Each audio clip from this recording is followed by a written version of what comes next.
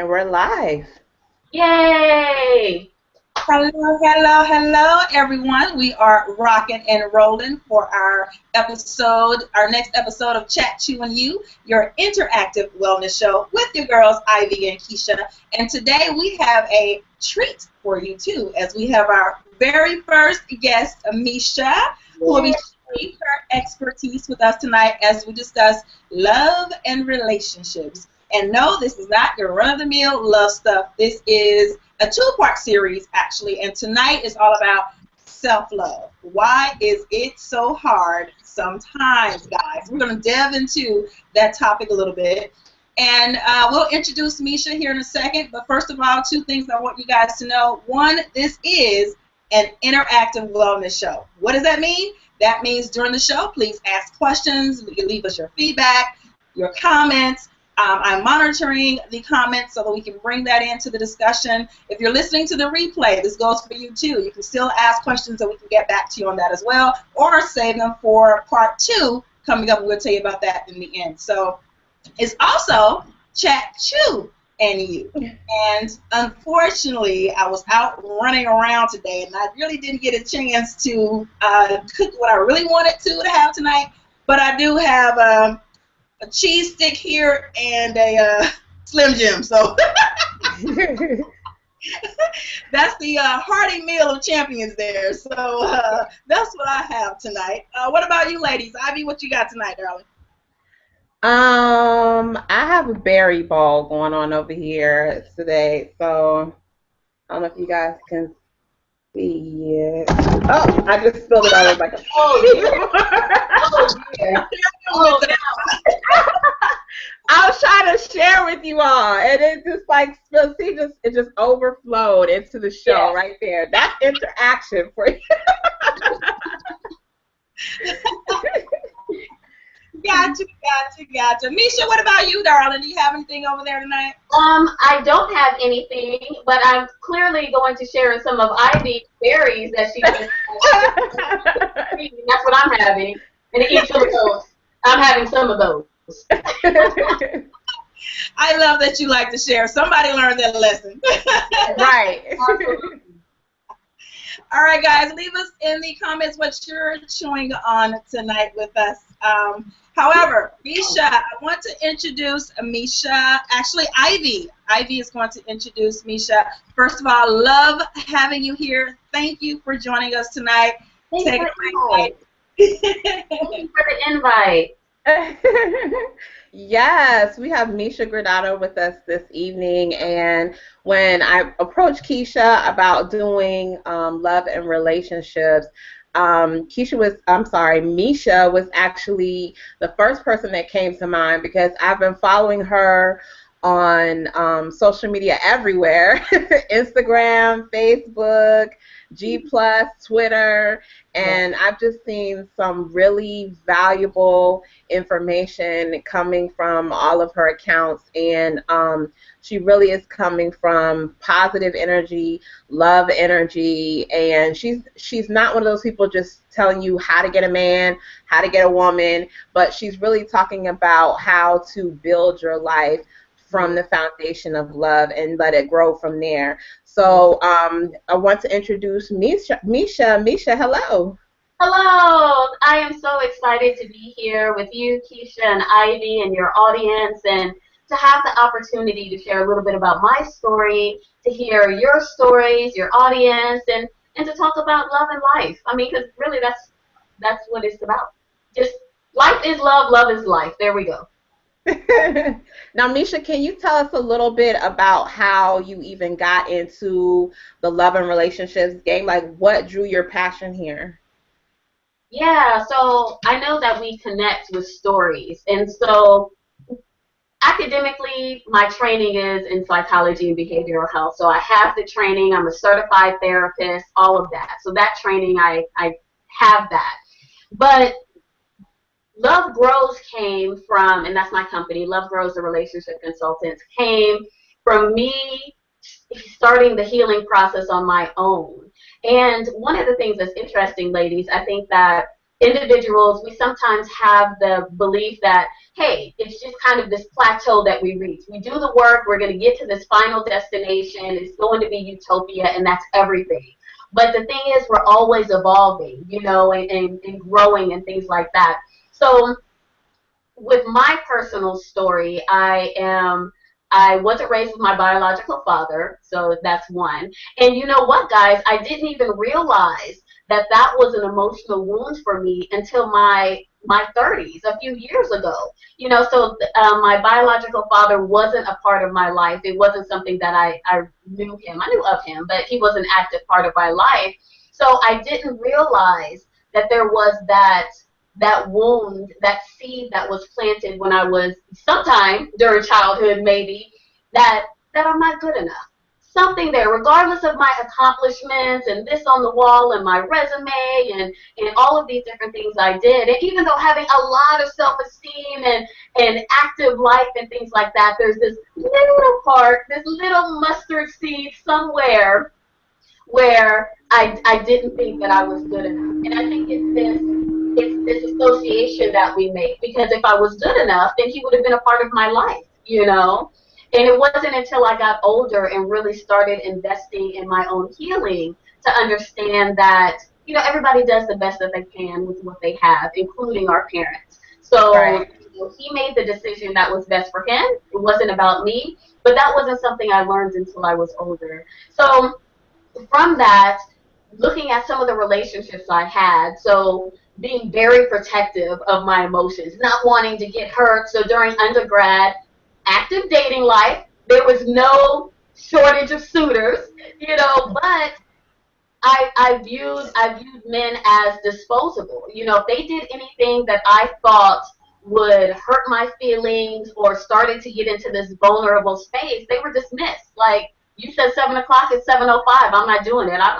Ain't nobody got time for that. I'm not doing this with you. You know, and so, and I didn't realize, and that was for 4 years of undergrad, you know, and I know that I inflicted emotional wounds on other people because I was operating from a wounded space as well. And so during my junior year in college, I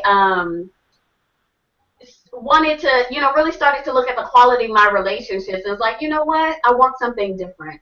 And so that's when I started the journey of trying to understand, why am I behaving this way? Where is this coming from? And that started the journey of healing my own emotional wounds, identifying the things that worked for me, that didn't work for me, kind of going, not kind of, but speaking to my mom a little bit about our history, just as far as our family and relationships, and really investing in doing the work. So from there, grad school, became a professor, all of those things, had different relationships, learned lessons, cried, yelled, you know, asked God why, all of that kind of stuff. And it's still a journey, guys. I mean, even though I do this, you know, for other people and help, I mean, I'm still growing.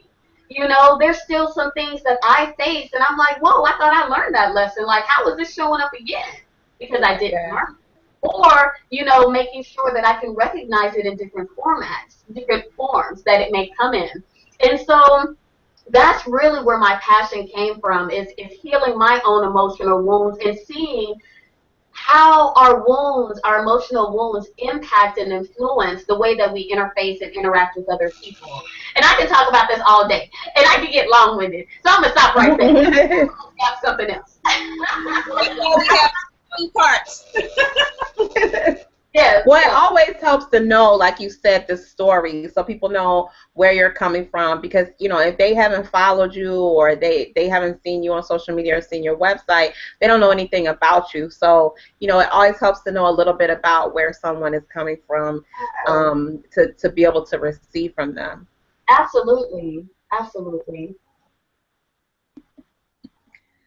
Keisha, did you want to go ahead and introduce our topic?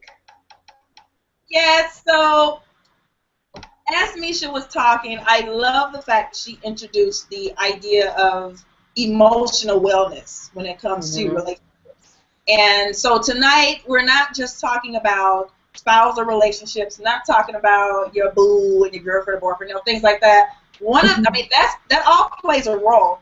However, we want to take it from a standpoint of, you know what? It starts within first, because if you don't take care of this, and we've talked about this before on the show, if you don't take care of this first, then everything external is not going to look right, including our health and our wellness. And, those are the topics that we discuss here on the Chat to and You. So bringing all of that in, really understanding how it all relates to each other, I think can help us co-create. I love the word co-create, better relationships with other people, whether it's a business relationship, personal, our friends, what instant relationships, what have you. That's what we want to delve into tonight. How can we bring more of the love within ourselves in order to even offer that to someone else?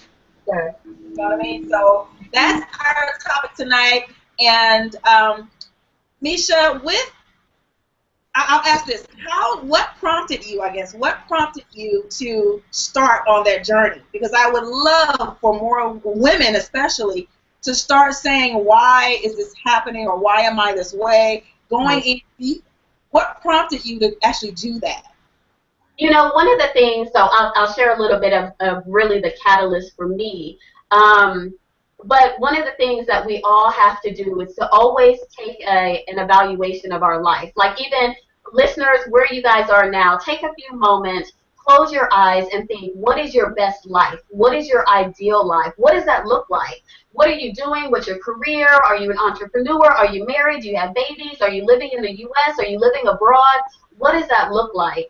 And then from there, look at where you are now and the decisions that you're making, the relationships you have, the thoughts that you're having, the beliefs that you have. Are they all working to move you in that direction, or are they sabotaging it? So the thing is, if you're like, yes, I want to co-create this beautiful relationship with somebody romantically, are you cultivating beautiful relationships with your friends, with your family, with yourself?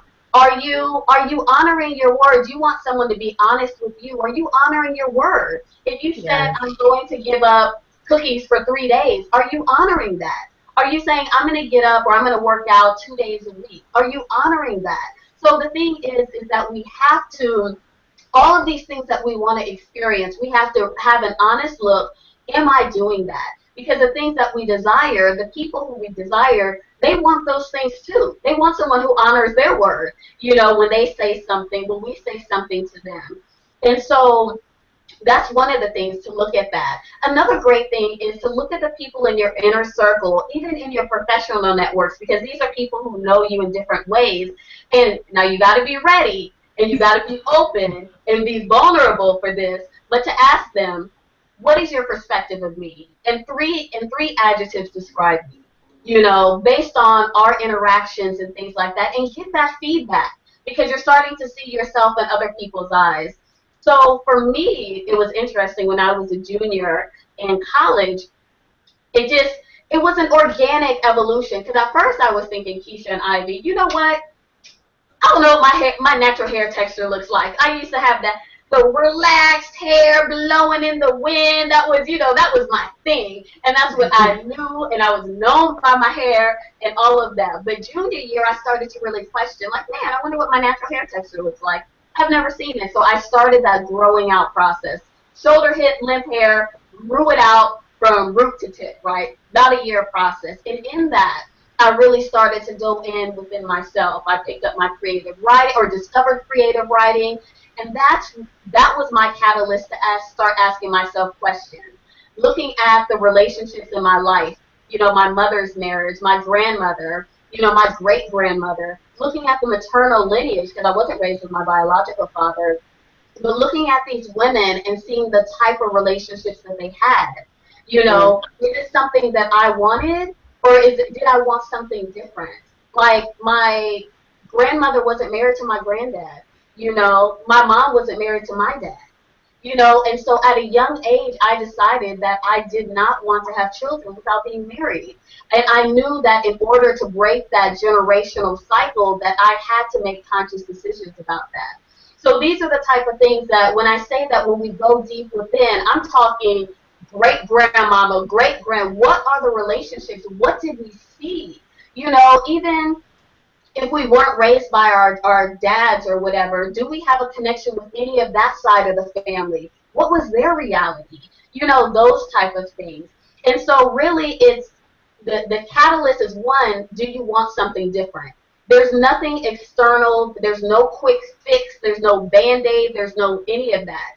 You have to decide, do I want something different? And that's enough of a catalyst for you to start to explore.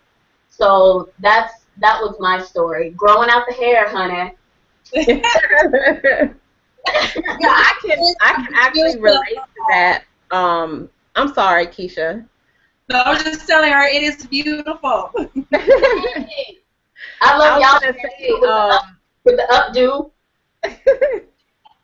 I was gonna say, Misha, I can relate to you on the natural hair journey, because that's where my self-love journey started as well, was with my natural hair journey. It was like, I don't know, it's something about, not all women, but a lot of us of us, you know, when we go through that whole hair change, it can really question how you feel about yourself, particularly if you've learned to define yourself by your looks and your hair. And it was the same thing for me, making, because, you know, I was that person, and I posted a picture last week on social media.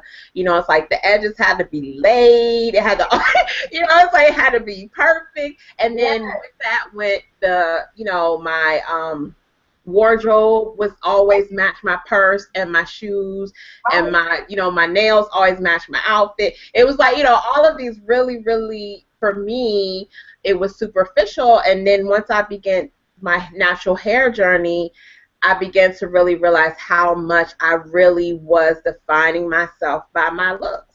Yeah. And that opened the door to so many other things, because when my hair was, you know, this short, because I did the big chop, and then I didn't feel sexy anymore, and I didn't feel beautiful anymore, and then it was like, whoa, there's something deeper going on here. Right. And you know what, Ivy, that's a good point, because this is the second time I grew my hair out. You know, so the first time was at Discovery. And I think the reason that it's such a catalyst is because, like you said, we have to start to redefine beauty in different terms, because the old way that we defined it are straight hair, blowing in the wind, all I want my part right, it's going to be right. I want it left, I want it in a bun. But when it's like this, you know, you try to part it, my curls are like, we don't go left. That tripping, we not going over there. So that natural hair is giving up a lot of control that we've had. And then I think too, having to redefine it, because the way that I perceived myself and defined my beauty with my straight hair is I no longer fit that definition as I grew my hair out. So that's that shifting and defining something new, and to make sure that I now fit that new definition. I can't be on the outskirts, like, okay, this is beauty, and I'm on the outskirts, I don't fit. Like, no, I'm not going to straighten my hair again, so now I need to redefine beauty to include, you know, and that's where, and the reason that I think it was such a catalyst for me and for many women is because once you start to redefine and shift that, what else do I need to redefine? What else do I need to let go of? What beliefs do I have that no longer serve me? Like, you know, so that I'm not worthy, that's not aligned with love and God and Allah, Jah, Ra, whatever you want to call your spiritual being. I'm not concerned about that. But it's like, that's not aligned. I can't be anti-me. Like, anti-me isn't my best life. So anything that I have is anti-me, that's wrong. Like, I need to let go of that. So, yeah. And you know, here's an exercise I was challenged with a while back. I think it was last year sometime. Challenged to write 100 words that describe me. So this is backing on what you said, Nisha, about asking other people their perspective. I also teach people to write down what your perspective is. And the reason this exercise is really powerful for me is because we're talking about 100 words. You know what I mean? And so let me tell you how this experience was for me. The first 50, I'm like rocking and rolling. Yeah, I'm this, yep, I'm this, I'm that. And then I got to, okay, well, what else am I? You know, that was all the good stuff. I was quick to write that stuff down. But guess what happened at number 51 when I wrote down selfish, or if I wrote down mean? And, you know, those types of words started to come out, right? And I was like, okay, these embody me too. I've known times when I've been this type of way towards other people, or you know, not my usual positive Keisha self, right? I'm like, these words describe me too.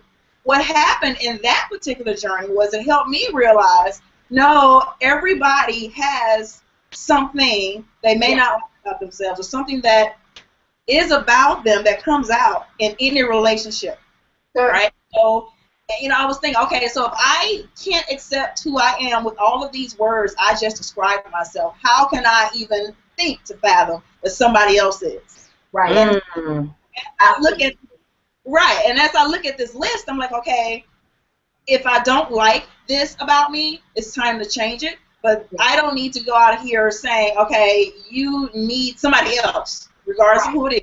Somebody else needs to be able to, you know, take this part of me, and I don't like it. Well, what the heck I think somebody else is going to do about it? Yeah. Right. Yeah. Yeah, that's great.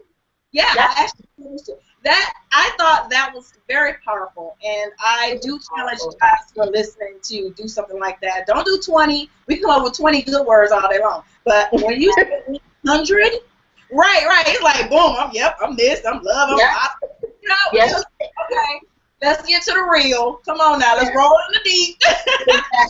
Exactly. So that, again, piggybacking on getting other people's perspective, but also look at your own perspective. How do you describe you? How do you show up right now? Exactly. And if you don't like it, it's time and you know what? Here we go. We chatting and chewing. Let's tell the truth. And so you know what? So with me being Miss Love Grows, and the reason I like to tell the story is because I think a lot of times people see us, whatever us is, you know, and we see our Instagram, and we see the, you know, because, and I saw a meme that says, you know, for every one picture put up, there was like 30 pictures we went through and took, and before, you know, you put it up. And it's like, okay, no, that's not my angle, no, not doing it, no, what's that, like, you know. And so being Miss Love Grows, helping hundreds of couples and girls and all of that stuff, I mean, and a couple years ago, dating a guy who I loved. I adored him. And, you know, and the thing about it is we got along well, all that kind of great stuff. Went a little bit further in, and he decided, you know, Mish, I'm not ready. He had some baggage he needed to deal with from a previous space. Based on our friendship, he was able to articulate that. But Misha, me, you know, thinking, nope, I want this space, nope, gonna do it, gonna have it, whatever. And I didn't respect what he asked of me. Hey, Mish, I'm not ready, and things like that. And so even all of this work that I was doing, that fundamental rule that I suggest to other people is that we have to respect other people's journeys, even if it doesn't include us. You know, and so we got to this space that we were in a different space, meaning that what we wanted in this space, and we were moving at a different pace. You know, I was, I'm ready. And he was like, you know, because we started off the same. Oh, yeah, and then he's like, nope, I'm not ready. And I'm like, nope, come on, let's go. You know, and the thing about it is, if we don't honor that, if we don't respect, because that's another thing, holding, when you were talking about, Keisha, those 51 for me is, I wasn't respecting someone else's journey. You know, and to love somebody is to love them and want the best for them, even if it doesn't include you. Yep. And that is huge. Even if it doesn't include you, and this is someone you love, you know, even if it includes you and you're like, you're convinced this is my guy, you know, it is trusting love, trusting the process, and understanding that the way that I want somebody to respect whatever I ask, that I have to respect what they ask as well, even if I don't like it. If they feel that's the best for them, we have to do that. So I share that because when you were saying making that list of 100 and identifying things, that holding up that mirror, like this is something, I'm not honoring that in this space. I may honor it in other spaces, but not in this space. Sorry, guys, I need water. I'll be right back. Oh, no, I don't have water. Well, while she's taking a water break, Keisha, I want to say one of the things that came up for me when you were talking about your list of 100 things, and then you got to the point where there were things about you that, you weren't maybe so eager to write down or to embrace, is that if that was on the other side of the table, right? If someone else, if you had asked well, for me, if I had asked someone, give me 100 words about me, and then they started getting into those other things, I would have been in my feelings. I'm gonna be, I would be like, what do you mean? But like part of self-love and self-confidence is learning to accept those parts of us that maybe, we want to push under the rug, or the parts of us that aren't so comfortable, or the areas where we're still growing and we're still evolving. And when we can do that with ourselves, like you were able to sit there and work through that list and do some self-reflection with the woman in the mirror and say, you know what, sometimes I am mean, or, for me, and sometimes I am sensitive, or sometimes I am moody, but if someone else would have called me moody, what do you say I'm moody? But it's like when you can sit in truth with yourself and embrace all the parts of you, and know that you are still loved and lovable and worthy of love, and still love yourself, then that's when you can prepare to interact with other people on that level. But it's like if you can't accept all the parts of you, like you're saying, how can you go out and ask someone else to accept all the parts of you and love all of you? So it's like, when you were talking about that, what came up for me was that we have to be able to love, the happier parts of ourselves, the parts that make us feel good, and the parts that make us feel uncomfortable sometimes when we look in the mirror. Yeah. And I think one of the points I wanted to make, what you just said, Ivy, is like, hey, if I call myself moody, cool. If somebody else calls me moody, I'm in my feelings. But I think when you have those emotional responses, it's a sign that somewhere within you, you know that to be true. Because if someone were to call you, Ivy, you're a peacock, you're such a peacock, and you know you're not a peacock, you're like, clearly I'm not a peacock. That's not anything that doesn't touch you anywhere. You're not like getting a picture of a peacock. Look, this is a peacock. This is me. I don't have a feather. Look, I'm not blue and green. Look, I'm a human. You're not doing all of that because you're just like, listen, whatever. I'm not a peacock. Like, I don't care. When we have that, like you said, we get in our feelings and we feel some kind of way, is because there's some truth somewhere. Exactly. Yeah. Exactly. That's good. That's good. I want to mention that, Misha, is one of the complaints a lot of my guy friends have about women is, you can act like a bee sometime, or you can act like a such and such, and the girl flies off the handle. It's like, really, you act like that, so why are you mad? Like, if you were to put that word down on your list, yes, you would be uncomfortable writing it, but that is you, and you act this way. So I say that from the other side. And you know what? We have to get some guys on here too. I love the male perspective on things, but bringing it from the opposite side. Okay, ladies, if you act like that, don't get mad when someone calls you out on it. Just a little FYI there. Yeah. And you know where it starts, where testing that starts, is with your friends. Because a lot of times, we'll as women, and for the men who are watching, men tend to take it a little bit differently.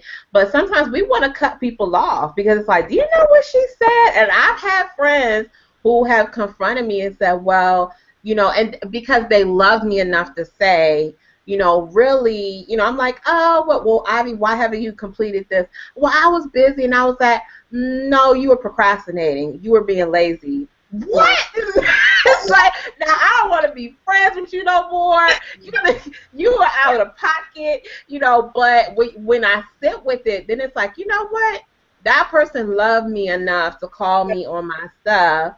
Right. And it starts with those relationships where we can, build the ability to let someone tell us something about ourselves and really sit with it. Because it's like, how can you be in any relationship and not allow that person to have a mutually beneficial exchange where they can, encourage you and teach you and lead you and correct you, and you can do the same thing for them, whether it be, your friend, your family, romantic or whatever. Both people deserve the right to have that mutually beneficial exchange on both sides of the table. And and the thing to follow up with that, Ivy, a question that I always suggest to my clients to ask, and I use it myself, is whenever you feel that emotional, like rah rah, what is this, or if you're sad, or it's this emotional thing. The first thing to ask yourself is, do I think this individual is trying to intentionally hurt me? That's a yes or no question. If you can say yes, then your next question to yourself, why am I with someone or interacting with someone, friends, whatever, with someone who I think would intentionally try to hurt me? Because oftentimes it's no. And then if it's no, I don't think they're intentionally trying to hurt me.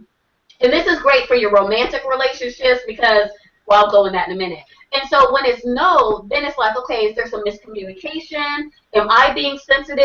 Did they touch your wounds that neither one of us knew was there? Because a lot of times we yell out, ah, because a wound got touched, and we didn't even know there was a wound. The other person doesn't know we have a wound. And then now we hurt their feelings because we're like, rah, rah, rah, rah, which touches one of their wounds. So they put up their defense mechanism, and now you guys are fighting. It's this energy exchange.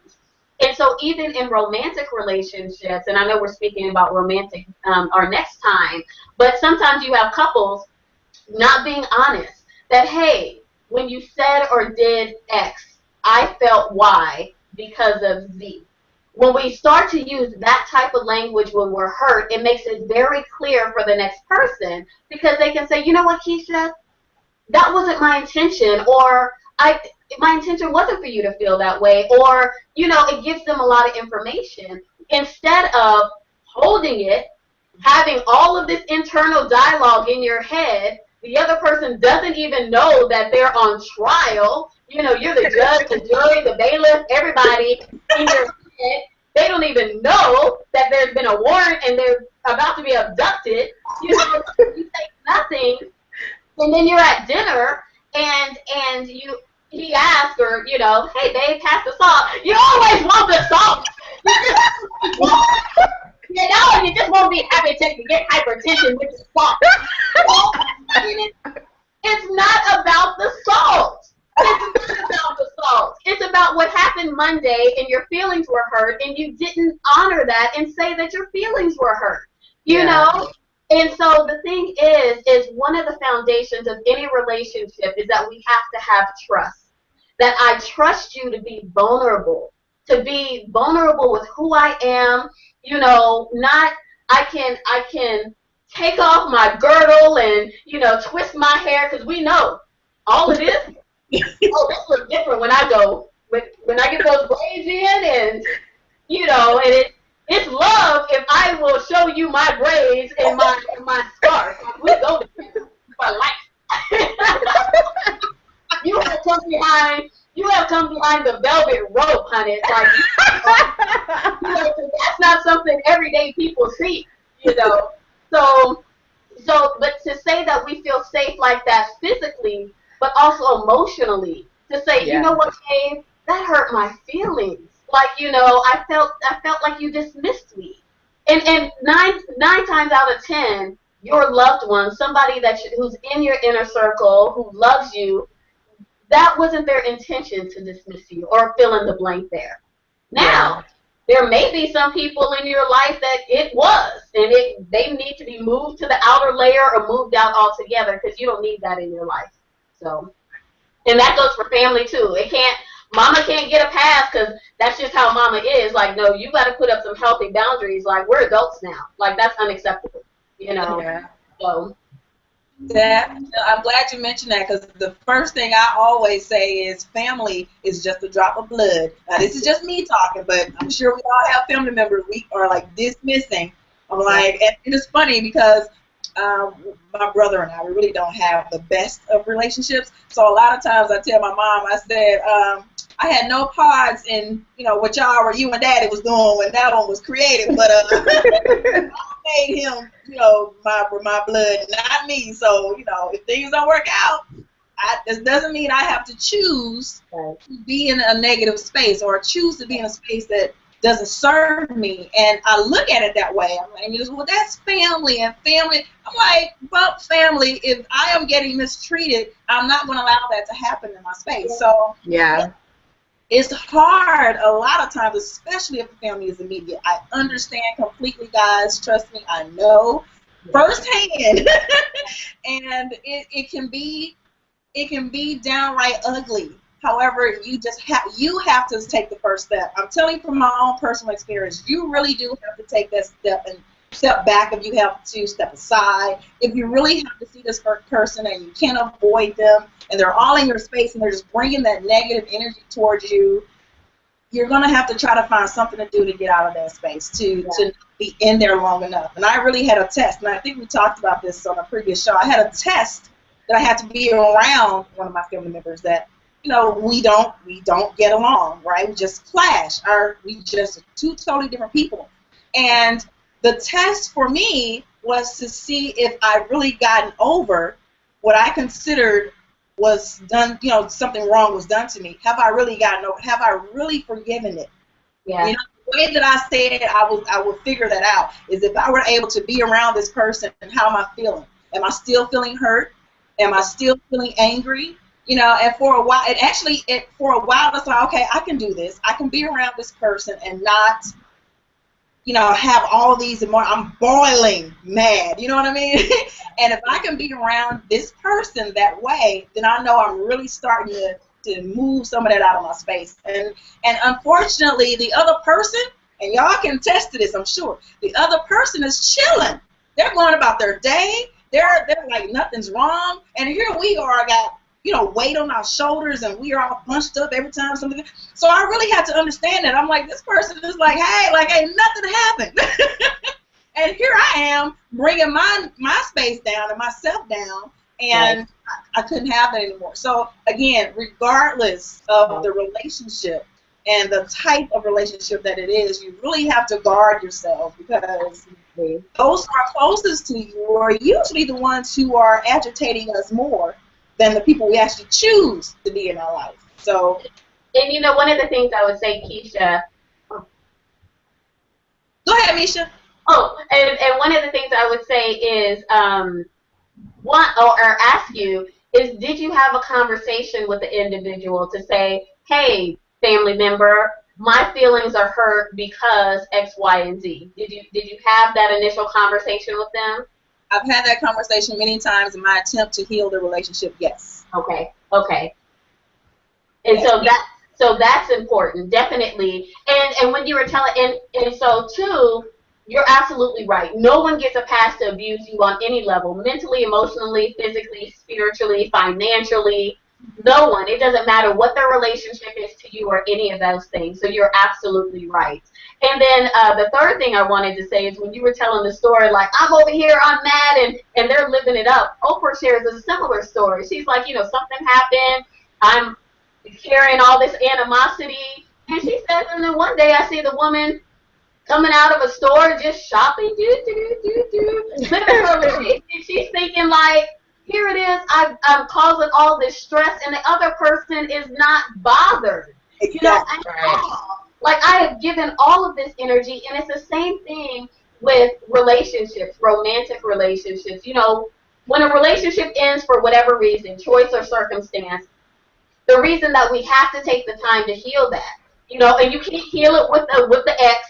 Like, he can't be your therapist. You can't cry on his shoulder. You can't any of that. Like, you got to work that out on your own with your friends, a therapist, work whatever you need to do. Because it's not until you heal that space, you're right, you're going to take it into other spaces. Or you start to have this shift that ain't no men, all of them bad, can't be trusted, and that's not true. It's not true. The truth is, your feelings are hurt because the relationship ended and you didn't want it to. That's the truth. Deal with it. Heal it. And move on. Instead of having the animosity, and now you're cutting people off. You're mad at the barista at Starbucks. You're, you know, all of this stuff that's going on because you're miserable. And that's the truth. If you want to see how somebody feels about themselves, how do they treat other people? The people in their inner circle who they love, and then just everyday people who cross their paths. You know? Yeah. Well, it seems like, especially since, you do the same thing, Misha, but I work with people when it comes to working on self-love in those areas. And it seems like it's so easy for us to be clueless when it comes to loving ourselves, right? Like we know how to, and I think ever since we were young, like you see the Disney movies, you read the books, like we're taught how to pursue it outside of ourselves or with someone else, or how to entice someone else, or how to be, looking for someone else.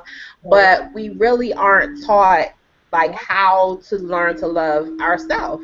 That doesn't really come as we grow up. It's not taught in school. It's not part of the fairy tale. It's not in the storybook. So one thing I do want to ask, because I know we told our audience we would talk about this today, is, why is self-love so hard, and what is it that we can do to start making it easier for us to love ourselves so that we can be equipped to go out and negotiate with those family members that are stressing us out and put it on the line, or our the person that we're dating, so we can navigate those spaces. How do we start with loving ourselves first? Like, where do we begin? Yeah, that's a great question. And one thing that I want to say to us, to everyone, is that one thing we have to get out of our head is that, okay, this is going to be easy. It's quick. Right. We live in a society, drive-through, microwave, instant, streaming live. All three of us are in different cities, different time zones, and we're here, real time. And that's how we've been socialized. And so we erroneously believe that whatever we do, whether it's a relationship with ourselves or just anything, that is going to be quick. Three steps, fast, let's fast track it. So one, we have to shift that and to be easy and gentle with ourselves, one. Two, we have to get honest with ourselves. Back to when we started the discussion about, let's take an assessment, because a lot of us don't know who we are. You have to take the time and look at your relationships, your historical, I like to call them historical markers. Actually, a mentor of mine, she uses that language, is our past are historical markers, kind of on the road, how you have, I don't know, the signs letting you know where you're going. So this is our past of where we've been and the experiences we had. And take that time, what have you learned on those historical markers? Because a lot of us, relationships, whether they're with our friends, professional, family, or whatever, are opportunities for us to learn more about ourselves. It's not about the other person, but ourselves. So what have you learned in the 25, 30, 40 years of being you? What have you learned? Do you know what characteristics and qualities expand your happiness and those that constrict it? Do you know that? Awesome. Do you know that when you're stressed or when you're sad or when you're angry, what you need to address that? Do you know that? Do you know that how your body responds to certain foods? Do you know that the blemishes on your skin are tied to the sugar intake that you've taken in, or the gastric problems that you're having because you're lactose intolerant? Like, how do we not know this about ourselves? Like, we have to become connoisseurs of ourselves, that nobody else should know you better than you. And that's what I'm talking about, doing the work, that you have to, it's not quick. You have to stick with it and analyze yourself in terms of, where have I been? What was my role in these relationships? These aren't happening to you. You are co-creating these spaces. So what was your contribution? What is your contribution to all of your relationships?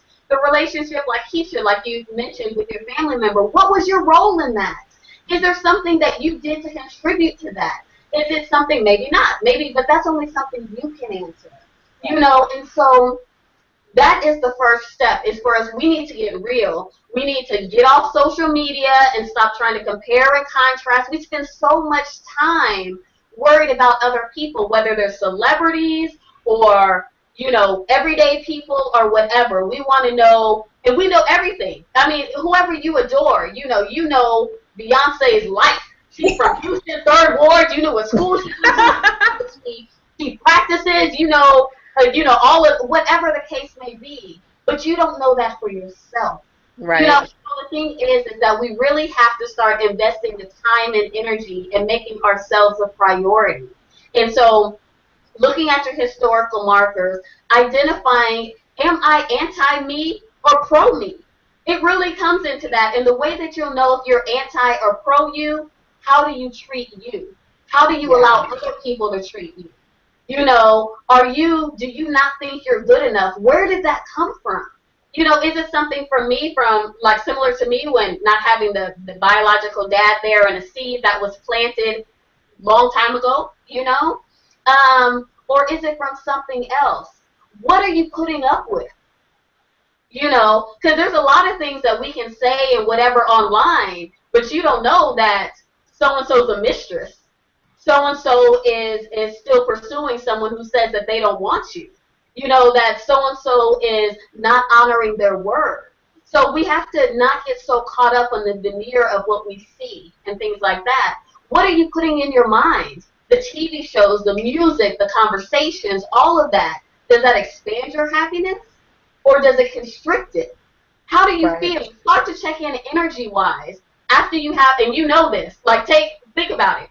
When you see a call come in, is this from whoever? Are you like, oh yeah, woohoo? You know, because you know that I like the exchange and it's cool and I feel light, and you know, because there's some of the people in our lives, or you may even be that person for other people's lives that, you know, after you interact with them, you feel like there's nothing I can't do. You know what? I'm like feeling light and all that kind of stuff.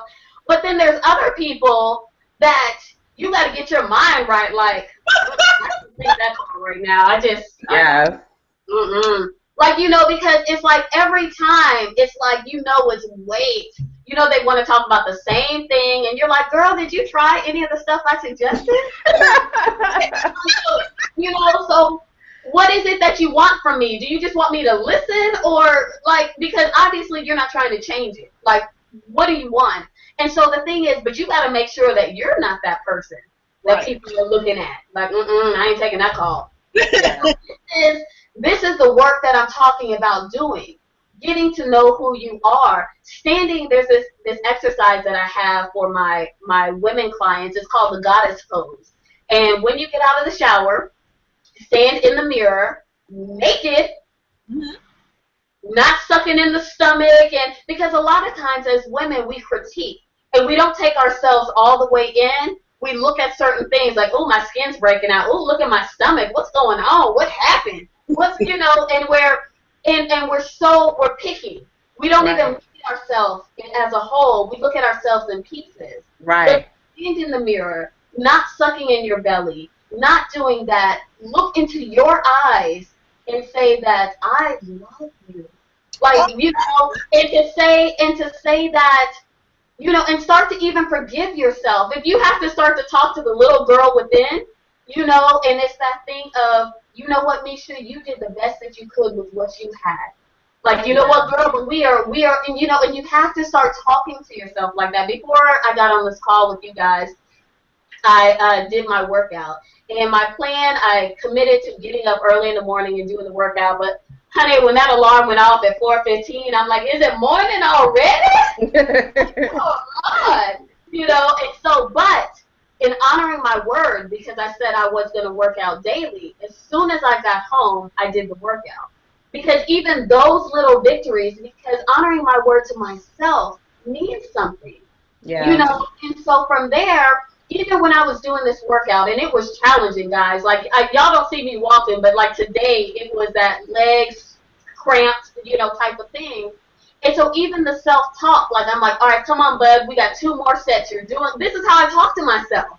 Like, you know, Whereas other people, you get frustrated and you're like, oh my gosh, you're a loser. Like, and I listen to people's conversations. Like, man, I was so stupid. How did I do that? Being conscious of your words. This is all comes from investing in yourself. And like I said, it's not easy. Our default is easy. Yes. You know, our default, that's what we've been doing for years, and that's something that we don't even think about, you know. But now we have to start to look and see, is our default helping us or hurting us? Yeah. And so anytime that we're trying to shift, and I know you guys talk about body image all the time, like that is your focus, you're doing great work. And that's teaching women to shift the way that they see themselves and understand that your worth and your beauty is not tied to a dress size. Right. You know, it's okay if you have certain goals, fitness goals, health goals, whatever it is, but you have to love yourself every step of the way. Love isn't a destination. You know, when I'm dress size, when I have this money in the bank, when I'm in this relationship, when I have this, then I'm going to love myself. No, this you are my friends. And to become your friend, you know. So to answer your question, Ivy, is definitely to look at the historical markers, look at your thoughts, being honest with yourself. What am I thinking? Am I being kind to myself? If not, it really taking that assessment from everything, from what I'm eating to what I'm doing, what I'm listening to, how am I speaking? You know, start to think about your words before you speak it to other people. Are you participating in gossip? And I even like to tell my clients, that even means with celebrities. And I understand we sometimes feel that they're, you know, we're whatever. But even, do we participate in that? That kind of back and forth, you know, because that's harmful. Yeah. You know? So, yeah, no, that was a lot of stuff. But you know, all that stuff is what people need to hear. Yeah. I also tell you, my mirror exercise this morning was, I always end with, I love you, right? And the question for you, I know it's about 8:53, you have a few more minutes for tonight's show, but I want to get your input, Misha, into, I've talked with women who can't even say those words to themselves, right? And so even if I ask you to say, I love you, even without looking in the mirror, can you just focus on you and say, I love you? Either they can't say it, or if they do, they don't feel it. They really, it's not for them. So what do you say to that type of woman or to that person to really start to get in there when they know that it's deep? And you're right, because what those individuals are dealing with is because they've dealt with so much anti-me, anti-self, that is going to take just as much effort to override. So that's that default, having to override it. And so the thing is, I love the activity that you tell them to do is to say it even if you don't believe it.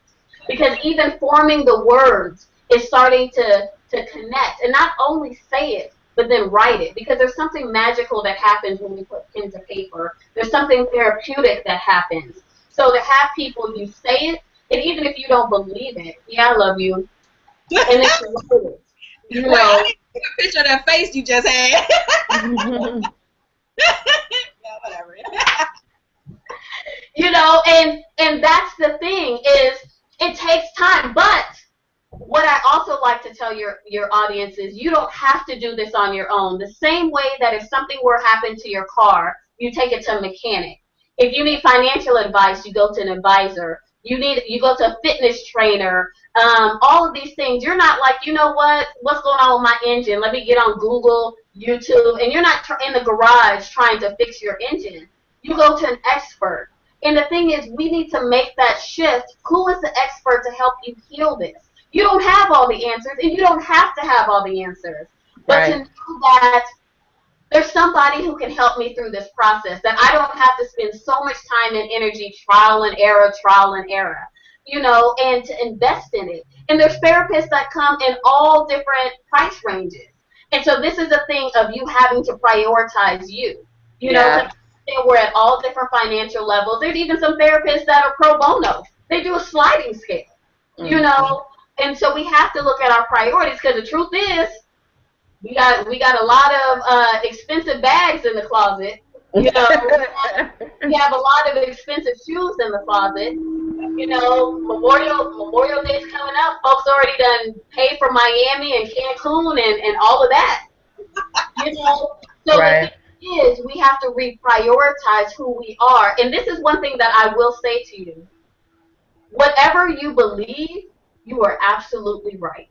If you believe that you're not worthy, if you believe that you can't do it, if you believe that X, Y, and Z, you are absolutely right. Because you know what's going to happen? Your brain, your ego wants to be right, and it is going to search everywhere to validate that point.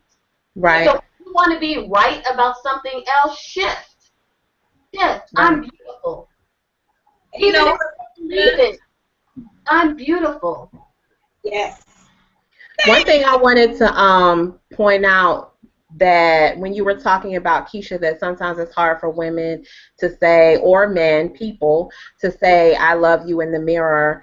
And I've seen this even with clients before. Sometimes you have to go back a little bit.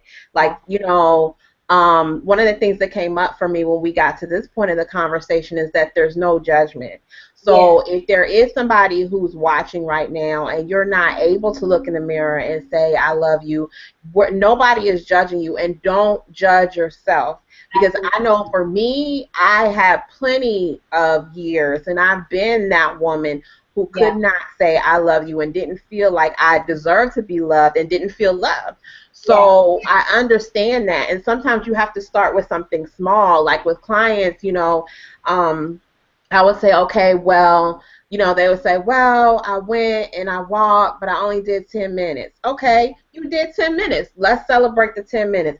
It might not have been 30 minutes. It might not have been an hour. And it can be the same thing with loving yourself or seeing your qualities. Maybe you aren't exactly where you want to be, but let's talk about where you are. Let's find one thing that you can say good about yourself, and let's write that down today. And then let's take a journey and walk towards getting to the point where you can look in the mirror and say, I love you. Because sometimes we get so frustrated with ourselves as people because, like you were saying, Misha, we're looking at everyone else on, social media or Instagram, and they look so happy and so confident and everybody's posing and duck facing and everything, and you think that they're confident, but we don't really know what's going on with people behind the scenes and how they really feel about themselves. So a lot of times we'll compare ourselves to those people, and we'll be like, what the hell is wrong with me? Why can't I feel good about myself? Why don't I? So then that's where we get to buying the clothes and buying things external because we feel like, oh, that's going to make me feel good about myself, or we want a man or a woman on our arm, or what we look outside because we want to know, why can't I feel like they feel? But, we have to start with the little steps at the beginning and work up towards it. So definitely don't judge yourself if you're watching right now and you're not there, because like Misha said, you can get the help to get there, and it is going to take work, and you are going to have to show up for the work and do the work in order to get there, but you can get there. And I love that, Ivy. You're absolutely right. To celebrate the movement. Some people, it's something that I just stood up. Other people, like you said, any progress is progress, whether it's an increment of centimeters, miles, whatever the case is. Movement is movement. And celebrate that. Because the truth of the matter is, nothing's guaranteed. We spend all of this time, anti-us, fighting everybody, whatever the case is, and whatever you believe in, you cannot believe that you were brought to this world for that. You can't believe, it has to be more than that. So I absolutely agree with you, Ivy, being patient, not judging yourself, and then to understand that you do have to do the work. Your therapist, nutritionalist, whoever it is, they are similar to a GPS system.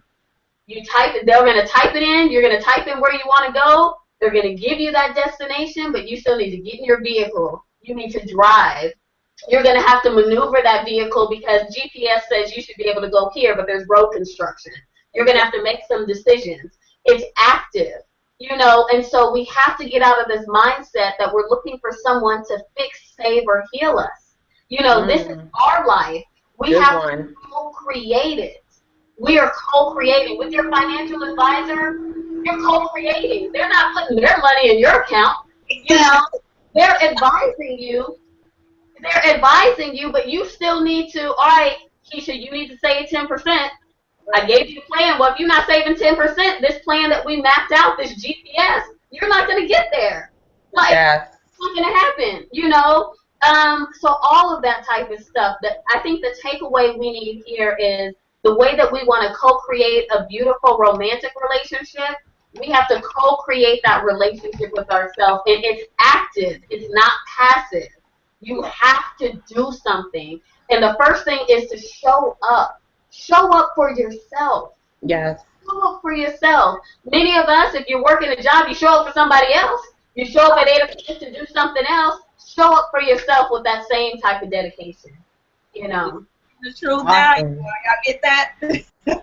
And speaking of experts, Misha, why don't you tell people where to find you and what you do, darling?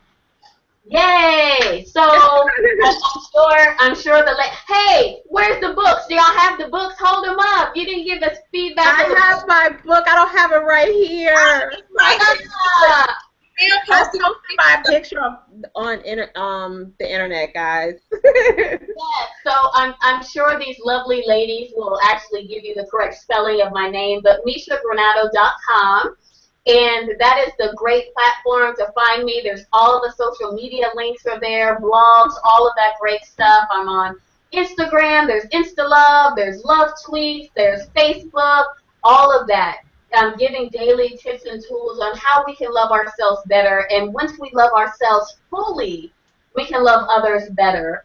So I speak about love, I write about love, and I bring love into existence. That's what I do. And doing that by loving myself. And I'm still growing and evolving. I'm not perfect.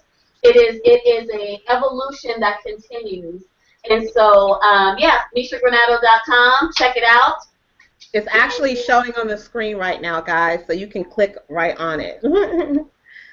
And we love you, Misha, for not only joining us, but doing what you do and spreading this message. And so, guys, we're not done. This was just part one. We have part two coming up. Our next show, February 18th at 8 Central, 9 Eastern, is part two, Mastering the Art of Relationships and How to Recognize Unhealthy Relationships. And that's going to be huge because I don't think people really kind of really understand what an unhealthy relationship is. And it goes back to really knowing who we are first before we can recognize some of that. So go ahead and digest this one and then come back with us again on February 18th as we come back with part two of the Chat to and You show with love and relationships. All right, Ivy, you want to take us out? Anything last comments and notes? Sure. I'm so excited. Like I'm gonna go back and watch this again. All right. Because I mean, guys, this is a wealth of information, and you know, take it, listen to it, write down notes, things that resonated with you. Just write it down and sit with it for a while, and share it with someone else. If you know someone who's struggling with self-love, or you know, struggling with the person in the mirror, send this over to them and let them listen to it. Share the love. But I look forward to seeing everyone next week, and we're gonna have a good time again. Thank you so much, Misha, for being here. Thanks for having me, guys.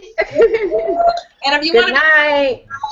one more thing, if you want to be notified about the next show and all of our episodes, no problem. Head over to chatchewindyou.com and you can sign up on the mailing list and we'll let you know so you won't miss a thing. Yay. All right, everybody. Good night. Good night. Realize that there was that wound, that seed that was planted when I was sometime during childhood, maybe, that I'm not good enough.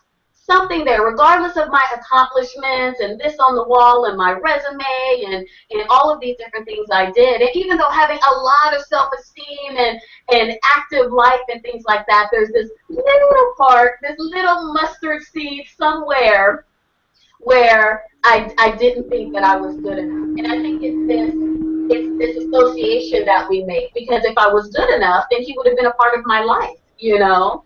And it wasn't until I got older and really started investing in my own healing to understand that, everybody does the best that they can with what they have, including our parents. So, Right. he made the decision that was best for him. It wasn't about me, but that wasn't something I learned until I was older. So, from that, looking at some of the relationships I had, so being very protective of my emotions, not wanting to get hurt. So during undergrad, active dating life, there was no shortage of suitors, but I viewed men as disposable. If they did anything that I thought would hurt my feelings or started to get into this vulnerable space, they were just, And we're live. yay. Hello, hello, hello, everyone. We are rocking and rolling for our next episode of Chat Chew and You, your interactive wellness show with your girls, Ivy and Keisha.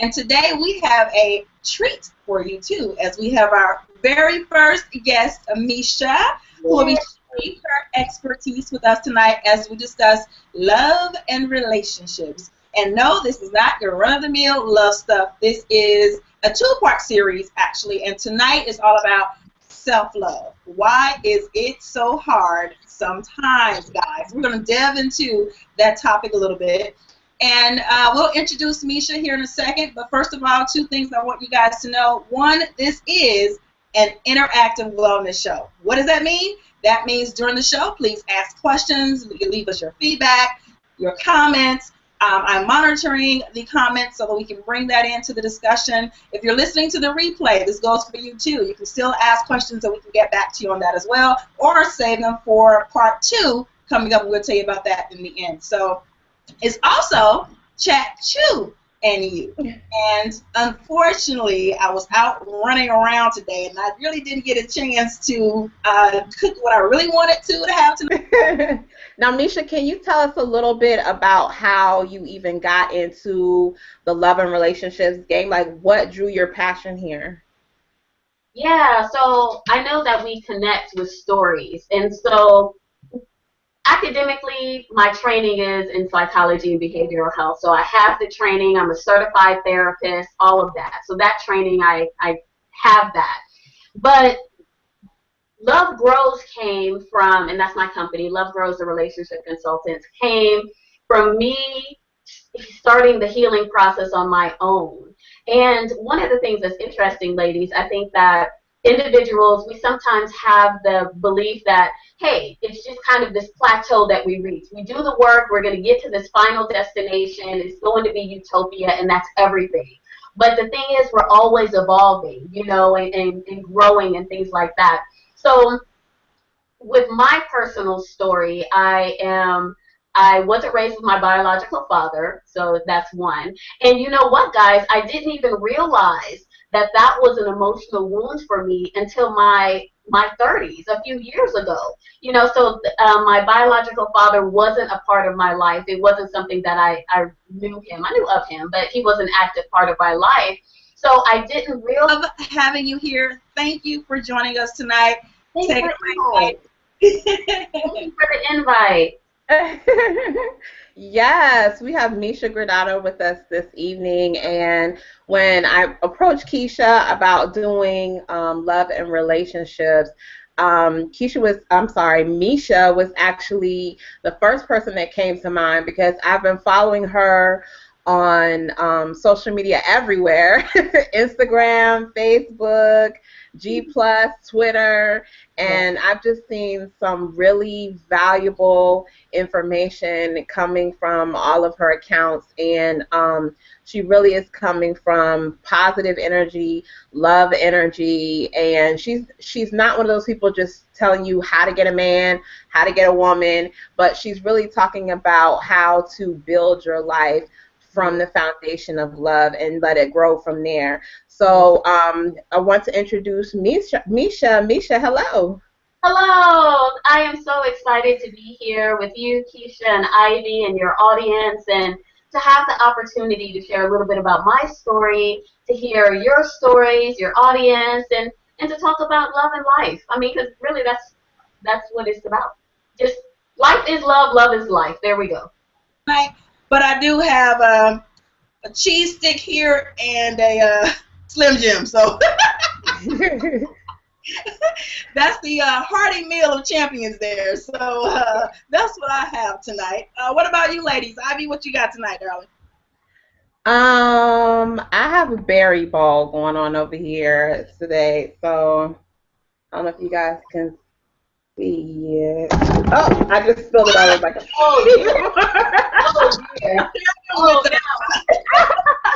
I was trying to share with you all, and it just like spilled. See, it just overflowed into the show right there. That's interaction for you. Gotcha. Misha, what about you, darling? Do you have anything over there tonight? I don't have anything, but I'm clearly going to share some of Ivy's berries that she just that's what I'm having. And each of those, I'm having some of those. I love that you like to share. Somebody learned that lesson. Right. All right, guys, leave us in the comments what you're chewing on tonight with us. However, Misha, I want to introduce Misha. Actually, Ivy. Ivy is going to introduce Misha. First of all, love.